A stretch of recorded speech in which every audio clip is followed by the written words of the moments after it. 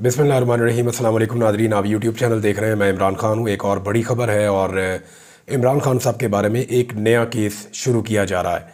गो कि ये केस बहुत पुराना है, बहुत दफ़ा उनके ख़िलाफ़ इस्तेमाल किया। ये इस्लामाबाद हाई कोर्ट ने जो ख़बर है उसके मुताबिक ये है कि तहरीक इंसाफ के चेयरमैन इमरान खान, बानी चेयरमैन इमरान खान के ख़िलाफ़ टेरियान केस 1 साल बाद समाअत के लिए मुकर्रर कर दिया है। इस्लामाबाद हाई कोर्ट से टेरियन केस में बड़ी पेशरफ्त हुई है और बानी पीटीआई के ख़िलाफ़ टेरियन केस 1 साल बाद दोबारा समाअत के लिए मुकर्रर किया गया है। नाज़रीन, पिछले साल मई में ये मामला आपको याद है, जजेस के ऊपर दबाव वाला जो मामला था, इसका एक हिस्सा इस केस के साथ भी जुड़ा हुआ है। यही वो केस है जिसके साथ इसका एक हिस्सा जुड़ा हुआ है। मेरे ख्याल में इस्लामाबाद हाई कोर्ट के चीफ जस्टिस ये चाहेंगे कि बजाय इसके कि इस मामले के ऊपर कोई नया मसला खड़ा हो जाए, ये मामला सेटल हो जाए, चाहे इमरान खान के हक़ में हो चाहे इमरान खान के हक़ में ना हो। क्योंकि इससे पहले इस पर एक 3 रुकनी बेंच बन चुका है। उस बेंच में chief justice Islamabad high court थे, उनके अलावा 2 दीगर मुअज़्ज़िज़ जज साहिबान मौजूद थे। हुआ ये था कि उस वक्त चीफ जस्टिस ऑफ पाकिस्तान ने दस्तखत नहीं किए थे, लेकिन जो बाकी दोनों जजेस थे उन्होंने इस केस को नाकाबिल समाअत करार दे दिया था और फिर ये फ़ैसला काफ़ी इंतज़ार के बाद उन्होंने जारी कर दिया था, जिस पे चीफ जस्टिस के दस्तखत ना होने की वजह से मामले की इंक्वायरी का ऑर्डर दिया गया था और चीफ जस्टिस ऑफिस ने दोनों जजों का फ़ैसला वेबसाइट से हटाकर प्रेस रिलीज़ में नया बेंच तश्कील देने का कहा था। 1 साल तक ये बेंच नहीं बना। यानी जब एक बेंच बन जाता है तो चीफ जस्टिस उसको तहलील नहीं कर सकते। ये जो केस है, इसके लिए जो मुद्दई है वो भी आपको हैरत होगी। वो एक जज साहब, उनके रिश्तेदार, उनके ड्राइवर, वहाँ से ये केस जो है वो इनिशिएट होता है। एक नामालूम आदमी जो है वो तकरीबन इसका बन जाता है मुद्दई और वो ये केस करता है इमरान खान के ख़िलाफ़। फिर बड़े बड़े वकला जो करोड़ों रुपए फ़ीस लेते हैं, उन वकला को इस केस के अंदर शामिल किया जाता है। तो बड़ा दिलचस्प तरीके से ये सारा मामला चला था।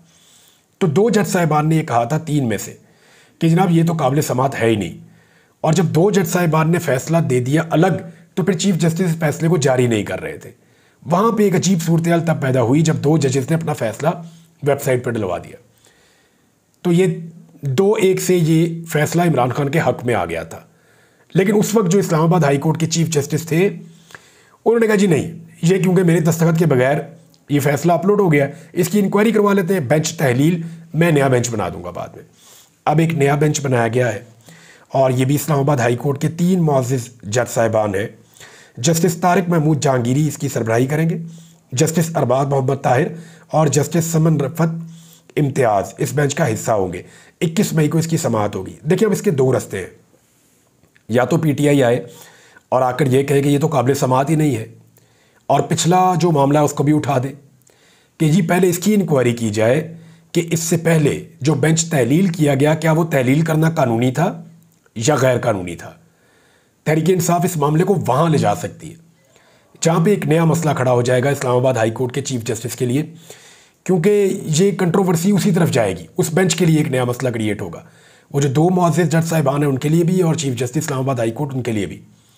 या फिर पाकिस्तान तहरीक इंसाफ दोबारा से कहे कि ये केस तो काबिल समाअत नहीं है और ये बेंच भी वही फैसला दे दे। और अगर ये काबिल समाअत हुआ तो फिर ये केस आगे बढ़ेगा, फिर देखते हैं क्या होता है। लेकिन मुझे इसमें पाकिस्तान तहरीक इंसाफ का कुछ बिगड़ता हुआ दिखाई नहीं दे रहा। मुझे ऐसे लगता है कि ये प्रिएंटिव मेजर कहते हैं, पहले से इक़दामात उठा लेना इससे पहले कि वो मामला ख़राब हो। मुझे इस तरह लगता है कि इस वक्त एक प्रिएंटिव मेजर लिया गया है कि ठीक है, चीज़ें इस डायरेक्शन में जा रही हैं तो ठीक है, ये एक मामला रुका हुआ है, इसको भी निकाल दें। तो मुझे इसमें इससे ज़्यादा और कुछ दिखाई नहीं दे रहा। जो सहाफ़ी और शायर फ़रहाद अली शाह हैं, उनको आज 4था दिन है नादरीन, 4 दिन हो गए उनको अगवा हुए, गायब हुए, उनका कुछ अता पता नहीं चल रहा। और हमारी अदालत जो है वो भी मुकम्मल तौर पे अभी तक तो कामयाब नहीं हो सकी। हालांकि अदालत ने बड़े सख्त रिमार्क्स दिए, पुलिस वालों को बड़ा बकअप किया, लेकिन इसके बावजूद उस सहाफ़ी का पता नहीं चल रहा। बेचैनी है सहाफ़ियों में, सब इसके ऊपर बात कर रहे हैं। बड़ा अफसोसनाक वाक़या है ये, और ये रूल ऑफ़ लॉ के बिल्कुल ख़िलाफ़ है। रूल ऑफ़ लॉ तो ये है किसी ने गैर कानूनी काम किया है तो उसको गिरफ़्तार किया जाए। इस तरह लोगों को अगवा करना ना ये कानून के मुताबिक है, ना ये आइन के मुताबिक है, और ना इससे मुल्क आगे बढ़ सकते हैं। ये शायर, अदीब, लिखारी, सहाफ़ी, इनको गिरफ्तार करने से सोच के आगे बंद नहीं बांधा जा सकता, बल्कि इससे होता यह है कि मज़ीद रिएक्शन और नफ़रत पैदा होती है। बहरहाल ये चीज़ें बहुत गलत हैं। फरहाद साहब को वापस आना चाहिए अपने घर वालों के पास। उनके ख़ानदान वाले बहुत परेशान हैं, सहाफ़ियों के अंदर बड़ी बेचैनी है, स्पेशली वो क्योंकि कश्मीरी हैं और कश्मीर के अंदर बहुत सारे नौजवान मैसेजेस कर रहे हैं, फ़ोन कर रहे हैं, बहुत सारे नौजवान वहाँ पे रब्ता कर रहे हैं कि देखें कितनी ज़्यादती है। तो इस तरह का एहसास महरूमी जो है वो पैदा नहीं होना चाहिए। ये गलत है, ये ज़्यादती है, इसको ख़त्म होना चाहिए। एक और बड़ी खबर है, और वो बड़ी खबर है लाहौर हाई कोर्ट से। देखिए, PMLN ने बड़े तरीके से, PMLN की जो पंजाब हुकूमत है, उन्होंने बड़ी चालाकी और होशियारी के साथ जो खसूसी अदालतें हैं, जैसे कि दहशतगर्दी की अदालतें या बाकी अदालतें हैं, वहाँ पे जजेस की तैनाती रोकी हुई है। तो मातहत अदलिया में जजेस की तैनाती के लिए 3 हफ्ते की मोहलत दे दी है लाहौर हाई कोर्ट के चीफ जस्टिस ने। फाइनली उन्होंने आज तलब किया था कमेटी को, और कमेटी के मेंबरान मरियम औरंगज़ेब, मुश्तबा शुजाउर रहमान और दीगर अदालत में पेश हुए। तो पंजाब ने रावलपिंडी, लाहौर और फैसलाबाद में इंसदाद दहशतगर्दी अदालतों में जजों के तकर्रुर के लिए रजिस्ट्रार को ख़त लिखे। 1 दर्जन दफ़ा तो वो लिख चुके हैं, लेकिन जजों की तैनाती नहीं की जा रही। तो अब हुकूमत को फाइनली 3 हफ्ते की मोहलत दी गई है, और अगर ये नहीं करेंगे तो फिर मामला जो है वो जाएगा तौहीन अदालत की तरफ। एक तरफ तो सियासतदान उंगलियां उठाते हैं जुडिशरी पे कि इतने मुकदमात पेंडिंग हैं, उनका फैसला क्यों नहीं हो रहा। दूसरी तरफ वो चाहते हैं कि उनकी मर्ज़ी के जजेस लगे, ऐसे जजेस लगे जो उनकी मर्ज़ी के मुताबिक फ़ैसले दें। मेरे पास ऐसी खबर है नादरीन, जब मैं अभी लास्ट टाइम पकड़ा गया तो 2 मुअज़्ज़िज़ जज साहिबान हैं जिनके रिश्तेदार आकर मुझे मिले, और बहुत करीबी रिश्तेदार, और उन्होंने मुझे बताया कि उन जजेस के ऊपर कितना दबाव था और कौन लोग डाल रहे थे। इस कदर शदीद दबाव था कि वो बता रहे थे कि जज को ज़हनी मरीज़ बना देते हैं, इतना दबाव बेचारे जज के ऊपर डालते हैं। तो सल्यूट करना चाहिए ऐसे जजेस को जो इस फस्तायत के माहौल में, इस जबर के माहौल में और ऐसी हुकूमतों की मौजूदगी में वो आवाम को इंसाफ फराहम कर रहे हैं। पिसे हुए तबकात, कमज़ोर तबकात, जो लोग अपनी बात करना चाहते हैं, वो तबकात, उनके लिए ये जजेस ही एक फ़रिश्ते की तरह हैं। यानी मुझे बेशक 5-5 दिन के रिमांड पे भी भेजा गया, मुझे जो है वो जुडिशल किया गया बार बार, हालांकि मुझे बाइज्जत बरी करना चाहिए था दोनों केसेस में पहले दिन। और वो जो मुझे मिले आकर रिश्तेदार जजेस के, और उन्होंने ये कहा कि, और एक ने तो ये भी कहा कि मुझे बाकायदा कहा गया कि आप तक ये पैगाम पहुंचाया जाए कि आपका कसूर नहीं था, निज़ाम जो है पूरा का पूरा पड़ गया था। तो जजेस के ऊपर इस तरह दबाव डाला जाता है, या ऐसे जजेस मांगे जाते हैं जो हर बात उनकी मान ले। तो यहाँ पे एक 3 हफ्ते का नोटिस दिया गया है, देखें अब इसमें क्या होता है। एक और बहुत बड़ी खबर है, पाकिस्तान तहरीक इंसाफ ने एक बड़ा मुतालबा कर दिया है। एक तो उनकी कोर कमेटी की जो मीटिंग हुई है उसका एलामिया भी जारी हुआ है, वो भी मैं आपको बताता हूँ। लेकिन एक बड़ा मुतालबा उन्होंने ये किया है, और यानी ये जो है उमर अयूब साहब ने बताया कि MQM, पीपल्स पार्टी और मुस्लिम लीग नून ने फॉर्म 47 का फ़ायदा उठाया, लिहाजा ये इससे पीछे हटें और हमारी चोरीशुदा सीटें हमें वापस कर दें। इमरान खान और हमारे कारकुनान जो कैद हैं उनके केसेस ख़त्म किए जाए, फिर इनके साथ बात हो सकती है, वरना नहीं हो सकती। राना सनाउल्लाह की मुज़ाकरात की दावत जो है वो गैर संजीदा है। उन्होंने कहा कि फॉर्म 47 से फ़ायदा उठाने वाले सब वहाँ बैठे हैं, पहले फॉर्म 45 के नतीजे को वापस लिया जाए। और इसके बाद उन्होंने कहा कि हम एक इंक्वायरी करवाना चाहते हैं और एक जुडिशल कमीशन का हम एक मुतालबा करते हैं, और एक ऐसा जुडिशल कमीशन बने जो इदारों का जो किरदार है उसको देखे। यानी इसके साथ साथ इस सारे मामले में एस्टेब्लिशमेंट के किरदार को भी देखना होगा, इसलिए हम चाहते हैं कि एक जुडिशल कमीशन बने ताकि दूध का दूध और पानी का पानी हो। जो लोग भी इसमें मुलव्विस थे उनका किरदार सामने आना चाहिए। जुडिशल कमीशन बनेगा तो सब इदारों का किरदार सामने आ जाएगा। उन्होंने कहा कि इमरान खान से किसी का कोई राब्ता नहीं हुआ, हमारे किसी रहनुमा के साथ किसी का भी कोई राब्ता नहीं हुआ। इस हवाले से एक और ख़बर ये है नादरीन कि एक और पाबंदी लगा दी है, ये लगाई है जी स्पीकर कौमी असम्बली ने।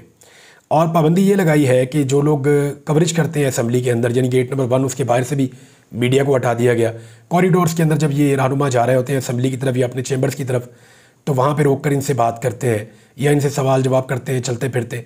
तो इस पर पाबंदी लगा दी। उसकी वजह यह है कि ज़्यादातर जो हुकूमत के अंदर लोग बैठे हुए हैं वो मीडिया से तंग आ गए हैं, सोशल मीडिया और उसकी आज़ादी से तंग आ गए। वजह यह है कि लोग चलते फिरते सवालात पूछते हैं और फार्म 47 वाले जो हैं वो बेचारे शर्मिंदा होते हैं। वो बार बार ये कह रहे हैं कि हम लोगों को फेस नहीं कर पा रहे। अपने हल्के में जाते हैं तो लोगों को फेस नहीं कर पाते, असेंबली में आते हैं तो सोशल मीडिया और मीडिया को फेस नहीं कर पाते, किसी तकरीब में जाते हैं तो वहाँ पे लोगों को फेस नहीं कर पाते। तो अब पब्लिक को फेस करना, मीडिया को फेस करना नामुमकिन होता जा रहा है फार्म 47 वालों के लिए। तो उन्होंने कहा जी कम से कम हमारा जो अपना ये 4 दीवारी है इसके अंदर तो हमें महफूज बना ले। तो फिर स्पीकर ने अब पाबंदी लगा दी है कि बाहर कोई सवाल जवाब नहीं हो सकेगा और जो रुकन आना चाहे असेंबली के अंदर तक उससे कोई सवाल नहीं पूछा जाएगा, वो बिल्कुल आज़ादाना तौर पे वहाँ पे पहुँच जाया करेगा। तो ये एक नई चीज़ है। लेकिन फार्म 47 की शर्मिंदगी जो है वो तो चेहरे पे नज़र आती है। अब उसको छुपाने के लिए सबसे अच्छा तरीका यही था कि कम से कम लोगों के मुंह ही बंद कर दिए जाए और सवालात का रास्ता रोक दिया जाए। नाज़रीन, एक और बड़ी खबर है इमरान खान साहब के लिए और पाकिस्तान तहरीक इंसाफ के लिए। दहशतगर्दी की अदालत है, उसने जिना हाउस और अस्करी टावर हमला केस में इमरान खान साहब की वीडियो लिंक के ज़रिए पेशी यकीनी बनाने का हुक्म दे दिया है। यानी एक मरतबा फिर इमरान खान साहब एक दहशतगर्दी की अदालत के अंदर पेश होंगे और वीडियो लिंक के ज़रिए से पेश होंगे। अब जो मुकदमा है वो जिना हाउस के ऊपर अस्करी टावर पर हमला और पुलिस स्टेशन जलाने के 3 मुकदमात की समाअत हुई। इमरान खान साहब की अबूरी ज़मानत में 24 मई तक की तौसीह कर दी गई और आइंदा समाअत पर बानी PTI की वीडियो लिंक के ज़रिए पेशी यकीनी बनाने का हुक्म जारी किया गया। यानी अब 24 मई को एक मरतबा फिर मौका है, लेकिन सुप्रीम कोर्ट की बात मानते हैं इदारे। दहशतगर्दी अदालत के जज के ऊपर दबाव ही बहुत होता है बेचारे पे, और उनको दबाव मिलिया भी जाता है। फिर उनकी बात कितनी मानी जाती है अब देख लेते हैं। जज तो जज ही होता है ना, उसका जो हुक्म है वो तो माना जाना चाहिए। तो वीडियो लिंक के ऊपर पेश करते हैं या नहीं करते, लेकिन एक मौका और भी है इमरान खान साहब के पास। नाज़रीन, एक खबर जो है वो फरमाइशी नौयत की खबर है और ये हुकूमत पंजाब, ये लोग ऐसी हरकतें करते हैं, घटिया और छोटी हरकतें। खबर इन्होंने जारी करवाई है कि पंजाब की जेलों में कैदियों ने बानी PTI वाली सहूलियात मांग ली और सियासी कैदियों को कानून से बाला सहूलियतों पर एतराज़ उठा दिया। अच्छा, एक तो ये देख लें आपके सियासी कैदी में और आम कैदी में फ़र्क होता है। कोई जुर्म करके आया, मंशियात बेच के आया, 2 नंबरी करके आया, फ्रॉड करके आया, मुल्क लूट के आया या करप्शन करके आया, उसका केस तो कुछ और है। और दूसरी तरफ एक बंदा सिर्फ सियासी नौयत के मुकदमात के अंदर उसको फांसा गया है, उसका मामला कुछ और है। अब अगर वो चाहते हैं कि इमरान खान साहब वाली सहूलियात उन्हें मिलें और ये खबर पंजाब हुकूमत जारी भी कर रही है, तो सिर्फ थोड़ा सा मैं आपको ये अर्ज़ कर दूं कि अगर कैदियों को ये पता चल जाए ना कि नवाज शरीफ, मरीम नवाज और शरीफ ख़ानदान को और जरदारी ख़ानदान को दौरान जेल किस तरह की सहूलियात मिली थी, तो कैदी खुदकुशियाँ करना शुरू कर दें कि हमें वो वाली सहूलियात चाहिए। यानी बाहर जो लोग मौजूद हैं ना पाकिस्तान में, वो जराइम करके जेल में जाना चाहेंगे कि हमें नवाज शरीफ वाली सहूलियात जेल में दे दें आप। एक आम आदमी जो आम पाकिस्तानी बाहर फिर रहा है, या एक किसान जो बेचारा अपनी गंदम बेचने का इंतज़ार कर रहा है, या सड़क के ऊपर फुटपाथ पे बैठा हुआ एक मजदूर जो दिहाड़ी का इंतज़ार कर रहा है, उन लोगों को अगर ये पता चल जाए ना कि नवाज शरीफ को और जरदारी को जेलों के अंदर किस तरह की सहूलतें मैसर थीं, तो वो कहेंगे जो जुर्म करवाना करवा लो, हमें जेलों में बंद करो और हमें वो वाली सहूलतें दे दो। अभी तो उन्होंने सहूलतों को सुना ही नहीं है, उनको आइडिया ही नहीं है कि नवाज शरीफ को और बाकी लोगों को, जरदारी को और जो बाकी पॉलिटिकल कैदी थे, उनको क्या सहूलतें मैसर थी जेलों के अंदर। शहद पकड़ लिया था, याद है ना आपको, किसका, शर्जील इनाम मेमन का शहद पकड़ लिया था चीफ जस्टिस ने, बाद में वो शहद बन गया था, पहले कुछ और था। नाज़रीन, तहरीक इंसाफ की जो कोर कमेटी का इजलास है वो ये कह रहे हैं कि इमरान खान साहब का जो उनके साथ मुलाकात हुई वो सारी बातें बताई गई। पहले कोर कमेटी के इजलास में ब्रीफिंग दी गई और मुल्तान का जो हल्का NA 148 का इलेक्शन है उसके बारे में बातचीत की गई और पाकिस्तान तहरीक इंसाफ के उम्मीदवार की 40 से 50 हज़ार वोटों की अक्सरियत से फतह यकीनी है, ये बताया गया। लेकिन अगर वहाँ पे वैसा इलेक्शन हुआ जैसे मरीम नवाज़ ने लाहौर में करवाया तो फिर तो सवाल ही पैदा नहीं होता। और इन चीज़ों के ऊपर अभी किया गया है। और दूसरा ये है कि ज़िमनी इंतखाबात की तरह इस बार भी रिटर्निंग अफसरान से फार्म 45 पर दस्तखत करवा कर तहरीक इंसाफ की वाज़ेह अक्सरियत से जीत को शिकस्त में तब्दील करने की तैयारी की जा रही है, ये भी वहाँ पे बताया गया है। नाज़रीन, आज से जो पाकिस्तान के चीफ जस्टिस हैं वो जस्टिस कादी फ़ायद ईसा नहीं होंगे, वो बैरून मुल्क रवाना हो गए हैं। उनकी जगह पे हलफ उठाएंगे कायम मकाम चीफ जस्टिस का जस्टिस मुनीब अख्तर साहब। तो उम्मीद है चंद दिन जो हैं वो ज़रा मुख्तलिफ गुजरेंगे कौम के लिए। डॉक्टर यास्मीन राशिद साहिबा और उमर चीमा साहब की जो ज़मानतें हैं दहशतगर्दी की अदालत से वो मंजूर हुई हैं। अब देखना ये है कि वो कब तक बाहर आ जाते हैं। 4-5 लोग जो हैं उन्होंने बड़ी सख्त सज़ा काटी है, जिनमें एक महमूद रशीद साहब हैं, एजाज चौधरी साहब हैं, यास्मीन राशिद साहिबा हैं, सरम जावेद हैं, आलिया हमज़ा हैं, कुछ लोग जो है वो बाहर आ गए हैं बड़ी सख्त सज़ाएँ काटने के बाद, और उमर चीमा साहब हैं, उन्होंने बड़ी सख्त सज़ा काटी है। तो अल्लाह ताला इन लोगों की मुश्किलात को आसान करे, क्योंकि इतने सारे मुकदमात तो इनके ऊपर नहीं होने चाहिए थे। अगर कोई एक आधा वकूआ है तो एक आधा मुकदमा ही हो सकता है, तो दर्जन दर्जन मुकदमात में इनको फांस के सियासी फ़ायदा उठाने की कोशिश की गई है 9 मई का नाम लेकर। नजम सेठी ने कहा है कि इस वक्त जो जजेस स्टैब्लिशमेंट के साथ लड़ रहे हैं ये कोई तरीके इंसाफ के जजेस नहीं हैं, ये वो जजेस हैं जिनके लिए आज़ादी बहुत अहम है। पहली बार इतनी दलेरी के साथ जजेस खड़े हैं और एस्टेब्लिशमेंट प्रेशर में है। ये नजम सेठी ने बड़ी अहम बात की है कि ये एक्चुअली इमरान खान के हामी जज नहीं है, ये आज़ादी के लिए लड़ रहे हैं, जिद्दोजहद उसके लिए कर रहे हैं। यानी जब जस्टिस बाबर सत्तार बने ना इस्लामाबाद हाई कोर्ट के जज, तो मैं खुद भी हैरान हो गया कि नॉर्मली वो पाकिस्तान तरीके इंसाफ के अगेंस्ट तस्वुर किए जाते थे, तो इनको क्यों बना दिया। तो उस वक्त जब मैंने बातचीत की कुछ लोगों से तो उन्होंने कहा जी देखें वो साफ शफाफ इंसान है और हमें उम्मीद है कि वो रूल ऑफ लॉ के लिए काम करेंगे। तो देखें कोई अच्छा काम कैसे आपके सामने आ जाता है। दानियल अजीज़ कह रहे हैं जी हुकूमत अनाड़ियों की तरह जिस तरह हाथ पाँव मान रही है, इससे बच्चे को बताए कि इन्हें कुछ मालूम नहीं है। ख्वाजा आसिफ ने एक बहुत अहम बात की है, उन्होंने कहा जी मीडिया हमारी हुकूमत को हाइब्रिड रजीम कहता है। नहीं कहा किसी ने, मीडिया में किसी ने नहीं कहा कि इनकी हुकूमत हाइब्रिड रजीम है। मैंने तो बिल्कुल नहीं कहा, सबसे बड़ा नाक़िद मैं हूँ, मैंने नहीं कहा, लेकिन ख्वाजा आसिफ ने खुद दावत दी कि कहो कि हमारी हुकूमत हाइब्रिड रजीम है। वो क्यों कह रहे हैं पता आपको, उन्हें पता है डिलीवर नहीं होगा, ये हुकूमत गिर जाएगी। हम ये कहेंगे जनाब हमें तो, हम हाइब्रिड थे, हम तो मजबूर थे, हमें तो फंसा दिया गया था हुकूमत में, हम तो आना ही नहीं चाहते थे। तो ख्वाजा आसिफ अब जान छुड़ाने की कोशिश कर रहे हैं, तो जान इतने आराम से छूटेगी नहीं। आपने मैंडेट चोरी किया है, आपने 2 नंबरी की है, अब आवाम को डिलीवर करें। उन्होंने कहा जी मीडिया हमारी हुकूमत को हाइब्रिड रजीम कहता है, मैं इससे ज़्यादा इख्तलाफ नहीं करता। आप इख्तलाफ कर भी नहीं सकते कि एक्चुअली ये है हाइब्रिड रजीम, और आपने अच्छा किया कि मैं बता दिया कि आपको यही कहना है। अब तक के लिए इतने, अपना ख्याल रखिएगा, अपने इस चैनल का भी। अल्लाह हाफ़िज़।